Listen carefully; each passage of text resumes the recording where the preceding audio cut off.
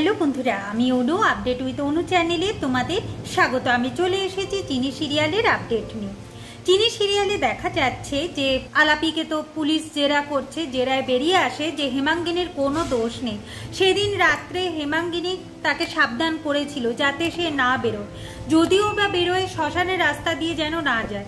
কিন্তু এতই তারা ছিল আলাপির স্বামীর সাথে দেখা করবার, তাই কারোর কথা না শুনেই সে বেরিয়ে গেছে আর শর্টকাটের রাস্তা দিয়ে যেতে চেয়েছিল, মানে শ্মশানের রাস্তা দিয়ে।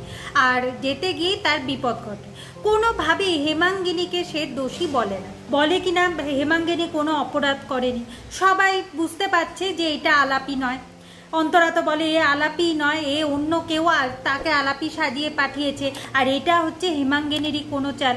পুলিশ বলে যখন উনি বলছেন যে হেমাঙ্গিনীর কোনো অপরাধ নেই, তাহলে ফালতু আমাদের সময়টা নষ্ট করছেন কেন? আপনারাই কথা বলে মিটিয়ে নেবেন, আমাদের অত সময় নেই আপনাদের এইসব গল্প শোনার। পুলিশ যখনই চলে যাবে তখন চারুকেশী পুলিশদের বাধা দেয়, বলে কিনা সত্যিটা বেরিয়ে আসবে। দেখা যাচ্ছে আমাদের চারুকেশী হুইল চেয়ার ছেড়ে উঠে দাঁড়িয়ে আলাপির গলা টিপে বলতে যায় যে সত্যিটা বলতে। আলাপি তো সত্যিটা বলতে পারে না যে কে আসল অপরাধী। এরপর হেমাঙ্গিনী আলাপিকে বাঁচাতে এলে চারুকেশী হেমাঙ্গিনীর গালে এক চড় মারে আর বলে কিনা যে সে তার ছোট বোন, তাই হেমাঙ্গিনীর সমস্ত কিছু সে খুব ভালো করে জানে। আর এইসবের মধ্যে যে হেমাঙ্গিনী জড়িত সেটাও চারুকেশী খুব ভালো করে জানে। চারুকেশীর রাগ কেউ কন্ট্রোল করতে পারছে না, সে একদম রেগে খ্যাপার মতো করতে থাকছে। এখন তো সবাই অবাক হয়ে যাচ্ছে যে আর কত কি কাণ্ড দেখবো এই বাড়িতে।